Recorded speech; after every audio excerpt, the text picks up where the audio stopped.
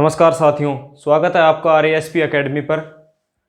हमने अभी तक जो पिछली क्लासेज में पढ़ा है वो पढ़ा है रिलेशन और ऑर्डर्ड पेयर और कार्टेशियन प्रोडक्ट के बारे में हम पढ़ चुके हैं। आज हम जो अपना नया टॉपिक शुरू करेंगे वो करेंगे फंक्शन। फंक्शंस क्या होते हैं?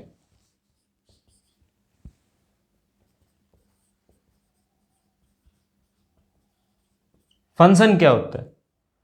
फंक्शन एक मैप होता है, एक प्रकार से एक रिलेशन होता है। Function is a type of relation. Function वो रिलेशन होता है जिसमें अगर हम कोई भी दो सेट लेते हैं, let a and b are two sets,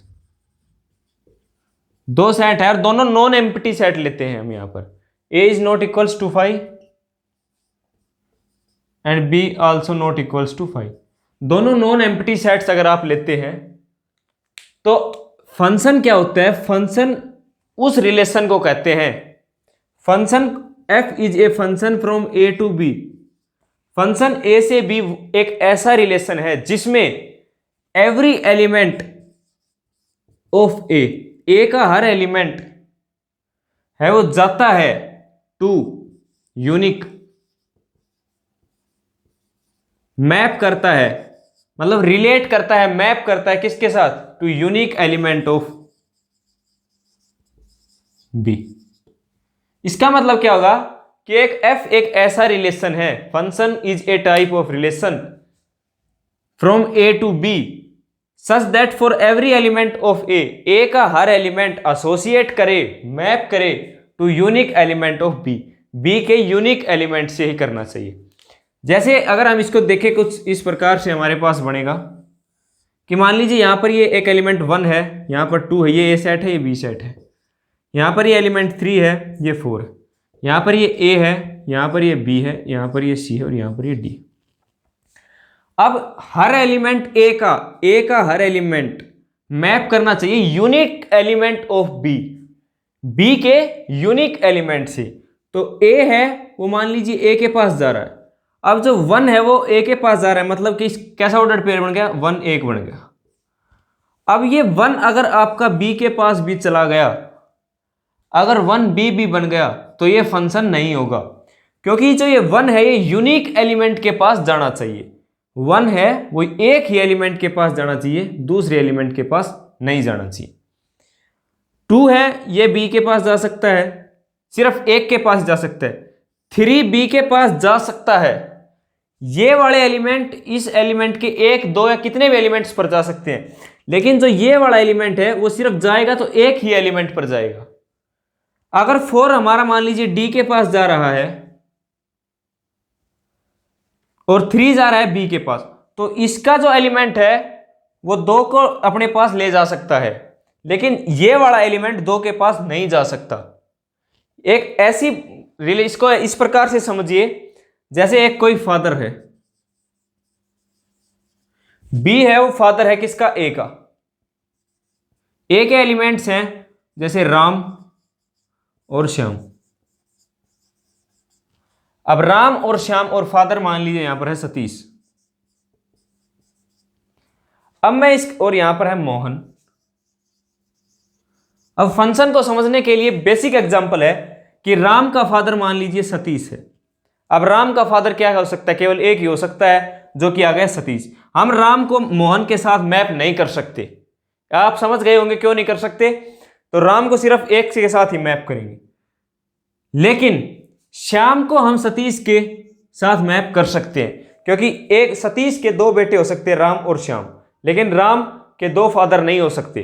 तो इसको हम वो 2 को हम एक के पास ले जा सकते हैं, लेकिन जो फादर है उसको हम 2 के पास इसको नहीं ले जा सकते। तो ये क्या होगा? फंक्शन नहीं होगा। तो इसका मतलब यही है कि इसके 2 एलिमेंट्स इसके एक एलिमेंट के ऊपर जा सकते हैं, लेकिन इसका एक एलिमेंट इसके 2 एलिमेंट्स के ऊपर नहीं जा सकता। तो यही आपके पास क्या होगी? फंक्शन की डेफिनेशन होगी।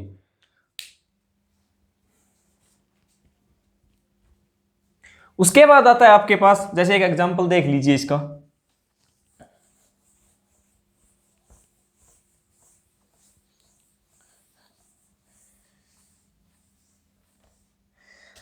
जैसे ए सेट को मैं लिख लेता हूं क्या?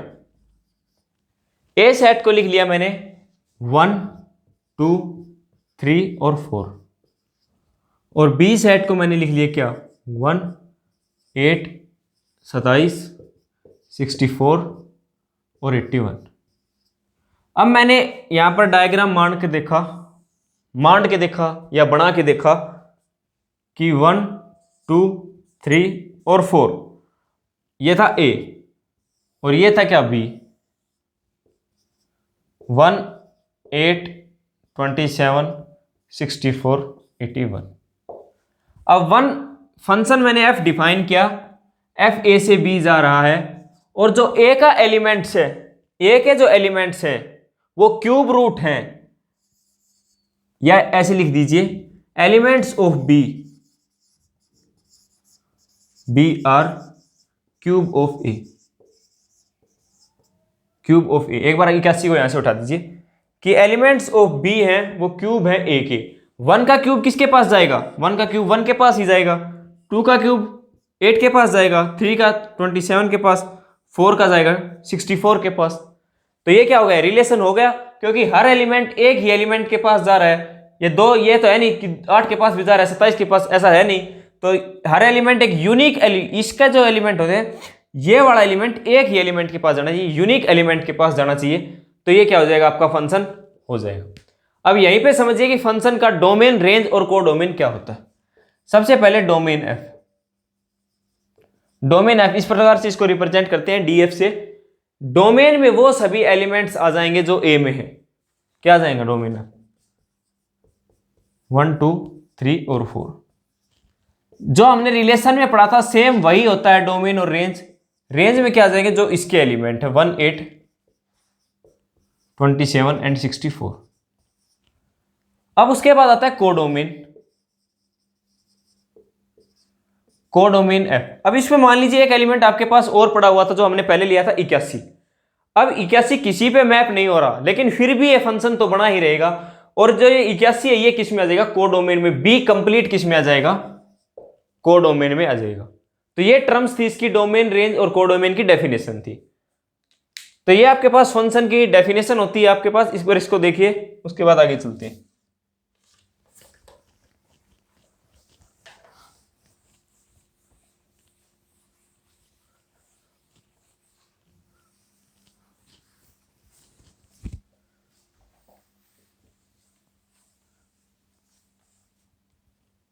उसके बाद एक क्वेश्चन है आपके पास कि f x is equals to x upon 1 plus x square. ये आपके पास क्या है, फंक्शन है। इसका आपको डोमेन और रेंज निकालना है। डोमेन और रेंज निकालना है। अब डोमेन निकालने के लिए हमें क्या होता है, डोमेन होता है वो स्पेस होता है। डोमेन एक बार समझिए कि डोमेन वो स्पेस है जिसके अंदर वो जो फंक्शन है वो क्या कर रहा है, एग्जिस्ट कर रहा है।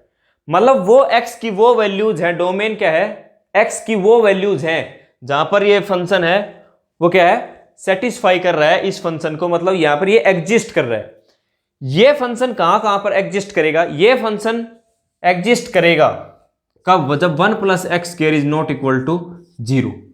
अगर 1 प्लस एक्स स्क्वायर 0 के बराबर नहीं है तो इस फंक्शन को क्या हो जाएगा, एग्जिस्ट हो जाएगा, कोई दिक्कत ही नहीं आएगा एग्जिस्ट होने में। तो 1 plus x square is not equal to 0, तो एक्स की वैल्यू क्या हो सकती है, अगर ये स्क्वायर है और स्क्वायर में अगर 1 जोड़ दिया तो ये 0 के बराबर तो कभी नहीं होगा, क्योंकि स्क्वायर हमेशा क्या होता है, स्क्वायर किसी भी नंबर का आप ले लीजिए हमेशा पॉजिटिव होगा, रियल नंबर का। और हम रियल फंक्शंस ही पढ़ रहे हैं इस यूनिट में, तो रियल का स्क्वायर हमेशा पॉजिटिव होगा। और पॉजिटिव में कुछ भी वैल्यू आई उसमें 1 जोड़ दिया तो 0 के बराबर तो कभी नहीं होगा। तो x कहां से, अगर हम x मान लीजिए रियल नंबर में पढ़ रहे हैं तो x रियल, तो every real x is domain of fx। तो डोमेन क्या आ जाएगा, डोमेन आ जाएगा और रियल नंबर। मतलब कोई भी रियल नंबर उठा लीजिए, वो रियल नंबर इस इक्वेशन को सेटिस्फाई करेगा। अगर सेटिस्फाई करेगा तो हर रियल नंबर इसका क्या होगा, डोमेन होगा। उसके बाद आती है रेंज, कि रेंज कैसे निकालते हैं। रेंज निकालने के लिए हमें क्या पड़ता है, हम इसको y मान लेते हैं, y is equals to x upon 1 plus x के। इसको हमने y मान लिया। हमें निकालना है कि y की वैल्यू क्या क्या हो सकती है। रेंज क्या होता है y, भाई दूसरे सेट का एलिमेंट ही तो y है, तो दूसरा सेट ही क्या होता है आपका रेंज होता है। तो y की वैल्यू निकालनी है, उसके लिए आप क्या करेंगे, आप इसको कर देंगे इस साइड मल्टीप्लाई, y प्लस y x square is equals to x, इधर लाएंगे तो वाई एक्स स्क्र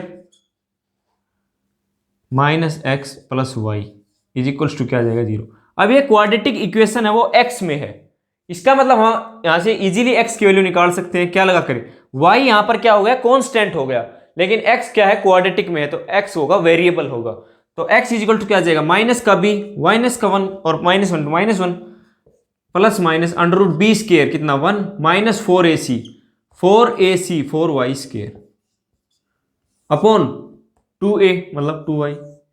ये आपके पास x की वैल्यू आ गई, ये था क्वाड्रेटिक फॉर्मूला जो हमने फर्स्ट यूनिट हमने शुरू की थी वहां से ये आया था। अब हमारे पास क्या होना चाहिए कि ये जो y है ये 0 के बराबर नहीं होना चाहिए, पहली कंडीशन तो यही आ गई हमारे पास। अगर यही 0 हो गया तो ये फंक्शन ही एग्जिस्ट नहीं करेगा, एक कंडीशन ये, और इसको भी क्या होना चाहिए 1 माइनस, कंडीशन सेकंड क्या कहती है कि 1 minus 4y square greater than equal to 0 होना चाहिए। अगर यही लेस देन 0 हो गए तो कॉम्प्लेक्स नंबर बन गया, रियल तो हमारे पास रहा ही नहीं, तो 1 माइनस 4y स्क्वायर, तो 1 is greater than equal to 4y square हो गया, मतलब 4y square is less than equal to 1, y square is less than equal to 1/4 और y is less than equal to mod 1/2। इसको अगर हम देखेंगे, हमने 6th क्लास में ये बेसिक प्रॉपर्टी पढ़ी थी, अगर y किसी के मॉडुलस से कम है तो y की वैल्यू आएगी 1/2 less than equal to y less than equal to 1/2। ये y की आपके पास वैल्यू आ गई, लेकिन y यहां पर ये भी कह रहा है कि y 0 नहीं होना चाहिए, y क्या नहीं होना चाहिए 0 नहीं होना चाहिए आपके पास, तो जो रेंज आ जाएगी आपके पास वो क्या आ जाएगी, रेंज आ जाएगी, उसको हम माइनस ऐसे लिख सकते हैं, इस सेट को बड़ा ब्रैकेट तब आता है जब यहां पर इक्वल का साइन हो, और अगर यहां पर इक्वल का साइन नहीं आता तो ओपन ब्रैकेट आ जाता।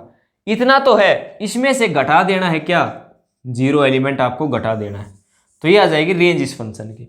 एक बार फिर से देखिए y equal to x upon 1 plus x square था, यहां से हम x की वैल्यू निकाल लेंगे और y की वैल्यू यहां से हमें माइनस 1/2 से 1/2 के बीच में आ जाएगी, लेकिन उसी में हमने देख लिया था कि y 0 के बराबर नहीं है, तो y की ये वैल्यू तो सेटिस्फाई करेगी, लेकिन इसमें से हमें क्या घटाना पड़ेगा 0 घटाना पड़ेगा, वही इस फंक्शन की क्या आ जाएगी रेंज आ जाएगी।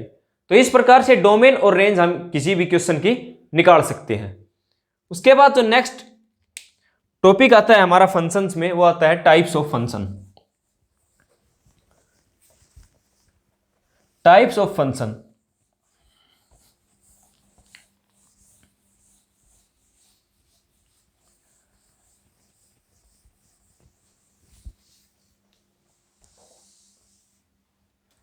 टाइप्स ऑफ फंक्शन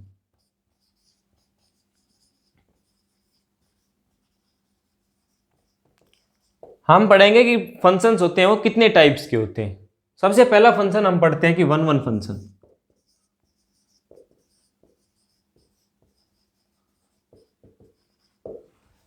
इसको सिर्फ हम ग्राफिकल रिप्रेजेंटेशन से पढ़ेंगे और डायरेक्ट इसकी डेफिनेशन लिखेंगे, बस सिर्फ समझते हुए चलेंगे। पेन का यूज बहुत कम होता है रिलेशन और फंक्शन में, डायरेक्ट अप्रोच से क्वेश्चन आपके जल्दी लगते हैं। 1 फंक्शन मान लेते हैं कि f है वो a से b जा रहा है, कोई भी फंक्शन है आपके पास, आप इमेजिन कर सकते हो कोई भी 2 सेट और उनको उसके ऊपर एक फंक्शन बना दिया। अब मैंने a को मान लीजिए क्या मान लिया a b c, यहां पर मान लिया 1 2 3। अब फंक्शन डिफाइन करने के लिए क्या होना चाहिए, ये क्या इसके पास जाना चाहिए, ये इसके पास नहीं जाना चाहिए, केवल एक के पास जाना, मान लीजिए ये इसके पास जा रहा है और ये इसके पास जा रहा है। अगर हर एलिमेंट की, इसको बोलते हैं क्या ए की इमेज ऑफ ए क्या होगी 1 होगी, मतलब ए की जो इमेज होगी वो 1 होगी और जो 1 की प्री इमेज होगी वो होगी ए। तो इमेज और प्री इमेज आप इजी है, आपने अपने सिलेबस में पढ़ा होगा जब आपने कोर्स किया था। तो एक क्या है 1 की प्री इमेज है और 1 है वो ए की क्या है इमेज है। फिर देखिए एक बार 1 है वो ए की इमेज है और ए है वो 1 की क्या है प्री इमेज है।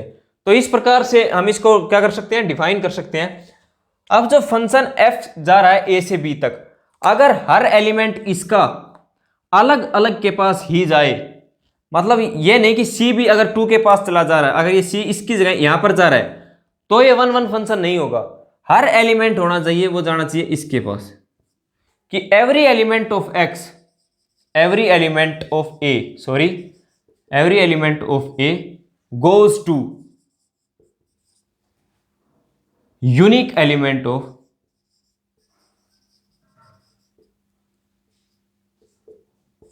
बी। हर जो एलिमेंट है वो यूनिक अलग अलग के पास ही जाना चाहिए। मतलब हर की जो होनी चाहिए वो डिफरेंट इमेज होनी चाहिए। और क्या लिख सकते हैं कि every element of A,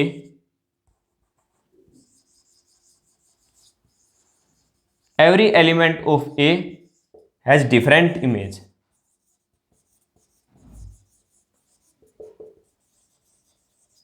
her element की क्या होनी चाहिए, डिफरेंट इमेज होनी चाहिए। मतलब 1 की इमेज, ए की इमेज 1 है, बी की इमेज 2 है, सी की इमेज सी है, तो इसको बोलेंगे हम 1 1 फंक्शन। उसके बाद हमारा आता है ऑन टू फंक्शन। इसका इनवर्स देख लीजिए एक बार, होता है many one, many one function. Many one function यहीं से समझ लीजिए, अगर बी भी किसके पास जा रहा है, मान लीजिए बी 2 की जगह ए के पास चला गया, अगर बी 2 की जगह ए के पास 1 के पास चला गया और ए भी 1 के पास जा रहा है, मतलब एक इमेज की 2 प्री इमेज हो गई, तो वो क्या हो जाएगा, मैनी वन हो जाएगा। ये एक दूसरे के अपोजिट है, डेफिनेशन इसकी कुछ नहीं है। अगर कोई फंक्शन 1 1 नहीं है तो वो क्या है, मैनी वन है। अगर आपको क्या करना है, आपको सिर्फ 1 1 चेक करना है, अगर वो 1 1 नहीं आ रहा है तो अपने आप ऑटोमेटिक क्या हो जाएगा, मैनी वन हो जाएगा। उसके बाद जो हमारा नेक्स्ट टाइप का फंक्शन आता है वो आता है onto, onto function.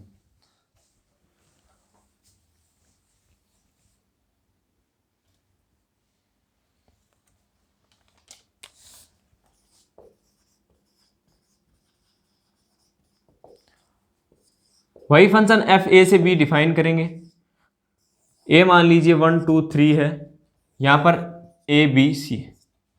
अब ऑन टू में जो आती है 1 1 में हम देखते थे इसकी डिफरेंट इमेज, ऑन टू में हम देखेंगे कि यहां पर जितने भी एलिमेंट्स हैं, सेट बी में जितने भी एलिमेंट्स हैं, उनकी कोई ना कोई प्री इमेज होनी ही होनी चाहिए। ए की मान लीजिए ये हो गई, बी की ये हो गई और सी की हो गई ये, तो हर एलिमेंट की क्या हो गई, प्री इमेज हो गई, तो ये क्या हो गया, ऑन टू हो गया। लेकिन यहां पर हमें देखने से मिल रहा है ये ऑन टू नहीं होगा। क्यों नहीं होगा, क्योंकि 2 की क्या है, इमेज ही नहीं बन रही, तो ये फंक्शन ही नहीं होगा। जो चीज यहां पर आपको समझानी थी वो यही थी कि क्वेश्चन में ऐसा, पेपर में ऐसा क्वेश्चन आता है ए बी सी 1 2 3, आप इसको देखोगे इसकी इमेज है, इसकी इमेज है, इसकी इमेज है, मतलब ये ऑन टू हो जाएगा। लेकिन यहां पर 2 बच गया और अगर किसी एलिमेंट की इमेज एग्जिस्ट नहीं कर रही तो क्या होगा, फंक्शन ही नहीं होगा। तो 2 को भी आपको कहीं ना कहीं भेजना पड़ेगा। मान लीजिए 2 को भी यहां पर भेज दिया, ये यहां पर नहीं जा सकता था, सॉरी ये यहां पर नहीं जा सकता था क्योंकि एक की 2 इमेज हो जाती, तो बी 2 के पास हो सकता था। तो ऑन टू फंक्शन के लिए आपको क्या करना है, आपको एक बार फिर से देखिए इसको, जैसे ये 1 2 3 है और ये ए बी सी है। अगर ए 1 के पास जा रहा है, ये इसके पास जा रहा है, ये इसके पास जा रहा है। अब देख रहे 1 ए के पास जा रहा है, 2 सी के पास जा रहा है, 3 बी के साथ, मतलब 1 1 ये फंक्शन है। उसके बाद आपको इस वाले एलिमेंट पे पहुंच जाना है और इन एलिमेंट्स को देखना है कि क्या इनकी प्री इमेज एग्जिस्ट कर रही है। हर एलिमेंट की अगर प्री इमेज एग्जिस्ट कर रही है तो ये क्या होगा, ऑन टू होगा। लेकिन अगर इसी में एक एलिमेंट यहां पर डी डाल दिया जाए, अब इसकी क्या है, प्री इमेज नहीं यहां पर मिल रही, तो इसकी अगर हमें प्री इमेज नहीं मिल रही तो ये ऑन टू नहीं होगा, ये फिर क्या होगा, इन टू होगा। तो ये आपके पास ऑन टू और इन टू था। क्वेश्चंस करेंगे वहां पर आपको अच्छी तरह से समझ में आ जाएगा कि ऑन टू और इन टू में क्या डिफरेंस होते हैं। तो ये ऑन टू फंक्शन था। उसके बाद आता है बाइजेक्टिव फंक्शन। बाइजेक्टिव फंक्शन क्या होता है, जो 1 1 and onto, 1 1 and onto, f is such that a से बी, वो 1 1 भी है ऑन टू भी है, तो उसको बोलेंगे बाइजेक्टिव फंक्शन। 1 1 को हम बोलते हैं इंजेक्टिव फंक्शन और ऑन टू को बोलते हैं दूसरी भाषा में सरजेक्टिव फंक्शन। तो 1 को इंजेक्टिव बोलते हैं, ऑन टू को सर्जेक्टिव बोलते हैं। तो कोई भी फंक्शन एफ ए से भी अगर इंजेक्टिव भी है और सर्जेक्टिव भी है तो वो क्या होगा, वो होगा आपके पास बाइजेक्टिव फंक्शन होगा। तो ये डेफिनेशन थी आपके पास इसकी। उसके बाद अब देखते हैं इसके ऊपर कुछ एग्जांपल्स। अब एक एग्जांपल हम आपको कराएंगे, उससे आपको सभी फंक्शंस हैं वो समझ में आ जाएंगे। जैसे मान लीजिए एक बड़ा फंक्शन हमने यहां पर मान लिया, यहां पर मान लिया 1 2 3 4 5,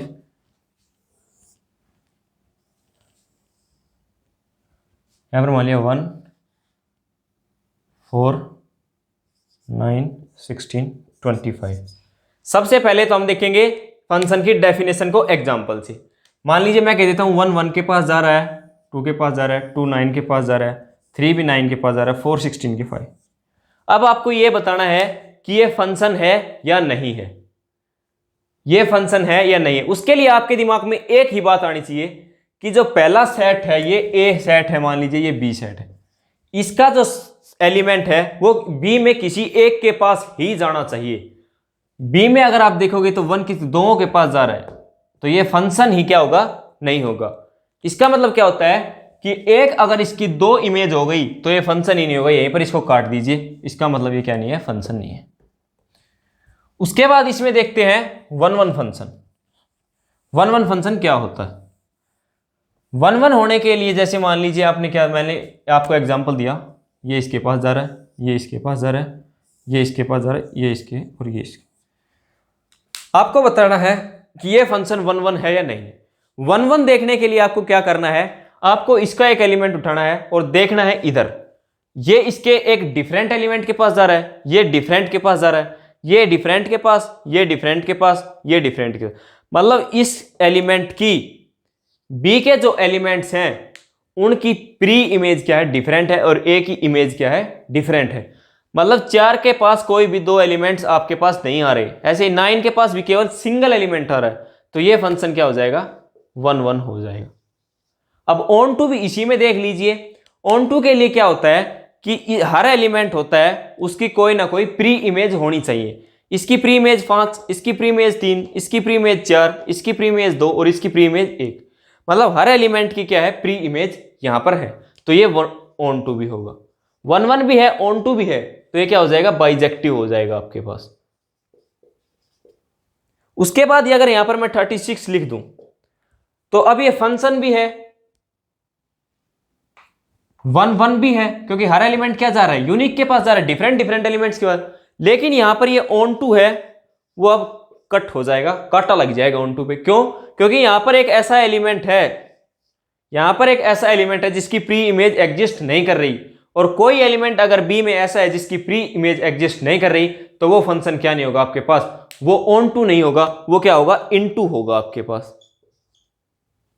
तो ये कुछ डेफिनेशंस थी, मोस्ट इंपॉर्टेंट डेफिनेशंस, इनको एक बार रिवाइज कीजिए, उसके बाद आगे की तरफ चलते हैं अपने।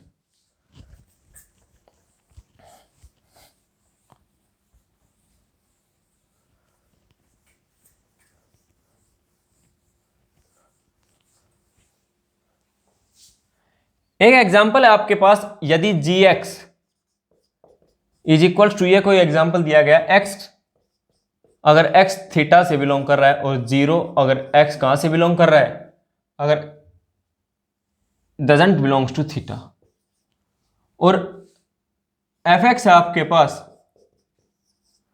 x अगर x बिलोंग कर रहा है थीटा से और 0 अगर x doesn't belongs to theta. ये आपके पास 2 फंक्शन दिए गए हैं, आपको बताना है f माइनस जी क्या होगा। तो f minus g of x क्या होगा, fx minus g x, fx minus g x.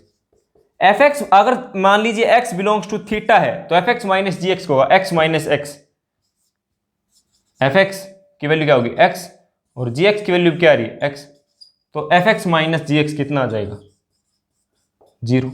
यहां से देखिए gx की वैल्यू x है और fx की वैल्यू भी x है, तो fx minus g x is equal to क्या हो गया, 0 हो गया।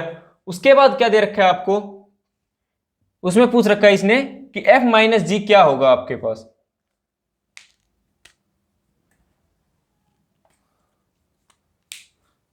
ये उल्टा लिख दिया क्वेश्चन,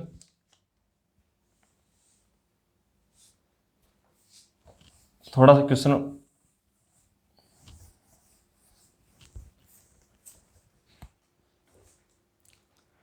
उसके बाद इसके ऊपर एक क्वेश्चन देखते हैं, आपको बताना है ये क्वेश्चन 1 ऑन टू है, इन टू है या क्या है।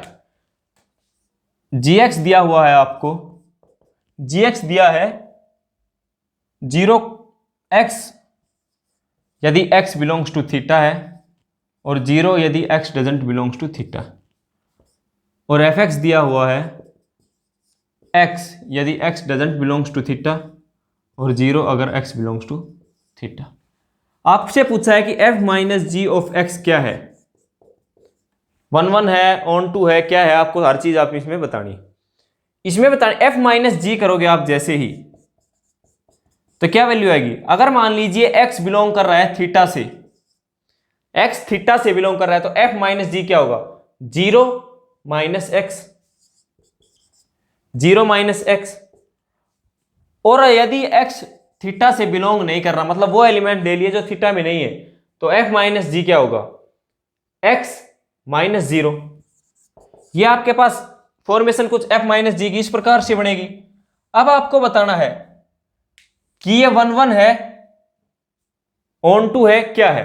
f minus g of x को आप लिखोगे यहां से माइनस एक्स, यहां से x, यदि x बिलोंग्स टू थीटा है तो ये, और x doesn't belongs to theta. अब अगर x थीटा है, मान लीजिए ये x है थीटा और ये x कुछ अल्फा है, भाई थीटा नहीं है तो कुछ भी मान सकते हैं अल्फा। ये जा रहा है किस पे, अगर थीटा है तो जा रहा है माइनस एक्स पे, और अल्फा है तो जा रहा है प्लस एक्स पे, मतलब डिफरेंट वैल्यूज पे जा रहा है। और दोनों एलिमेंट्स की क्या है, प्री इमेज भी एग्जिस्ट कर रहा है, तो ये 1 भी हो गया और ऑन टू भी हो गया, 1 एंड ऑन टू हो गया ये फंक्शन। इसका मतलब क्या होगा, ये फंक्शन हो गया आपके पास बाइजेक्टिव हो गया। तो ये फंक्शन 1 ऑन टू हो गया, और 1 ऑन टू का मतलब क्या होता है, बाइजेक्टिव। तो ये कुछ डेफिनेशंस थी, इनको एक बार आप रिवाइज कीजिए। इसके बाद मिलते हैं अगली वीडियो में। अगर आपको वीडियो अच्छी लग रही है तो वीडियो को लाइक कीजिए और चैनल को सब्सक्राइब कीजिए। Thank you and have a nice day.